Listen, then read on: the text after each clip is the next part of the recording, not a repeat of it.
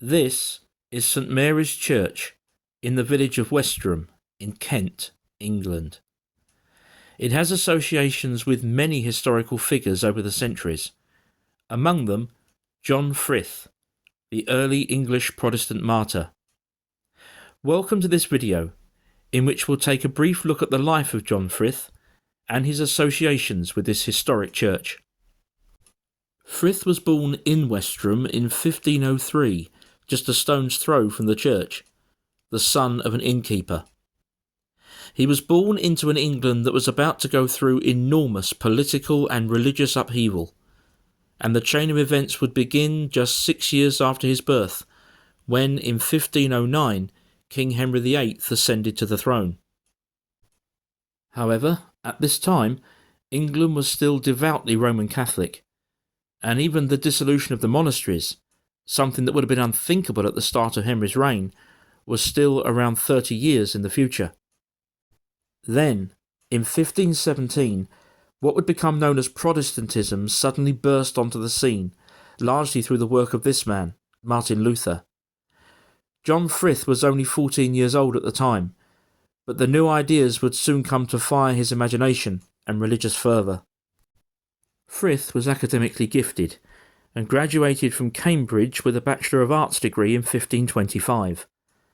After that, he became a junior canon at Thomas Wolsey's Cardinal College, but whilst there, he and a number of others were found in possession of what were described as heretical books, clearly early Protestant writings.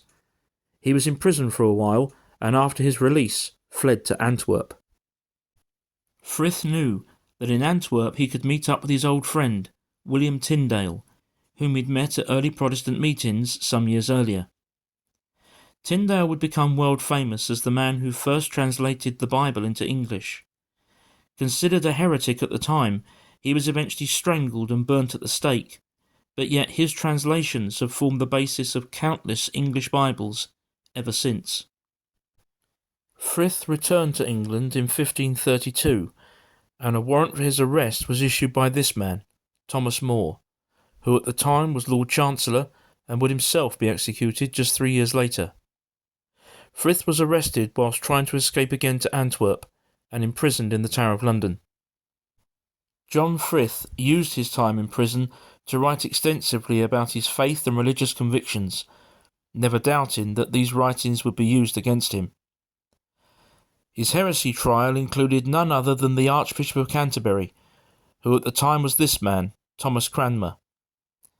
Eventually found guilty and sentenced to death by fire, Fryth was offered a pardon if he would confirm that he believed in both purgatory and transubstantiation. His reply was that neither of these things could be proven by Holy Scriptures, and so he was handed over for execution. This image depicts John Fryth, the left of the two central figures, being led out for his execution at Smithfield in London on the 4th of July 1533.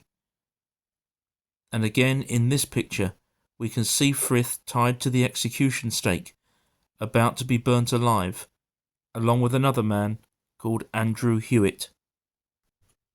Now let's return to the ancient church of St Mary's in Westerham, a place that John Fryth would have known very well in his early life. And let's take a wander inside to have a look at some items of particular interest. This is the beautiful interior of St Mary's Church. And there are two items here associated with John Fryth that I want to show you. The first is the church's stunning font, which is 14th century. So this is the actual font in which John Fryth was baptised. And just next to it, there is a memorial to him. And it says here, "Remember John Fryth, born in Westerham, martyred Smithfield, 4th of July, 1533. Whatever your perspective may be, the story of John Fryth is an undeniably sad one. Killing in the name of religion is bad enough, But both John Fryth and his prosecutors were all of the same faith, just with slightly different views. Surely, if he's remembered for anything, it is to remind us all just how close-minded and brutal human beings can be. Please subscribe to the channel for more, and thank you for watching.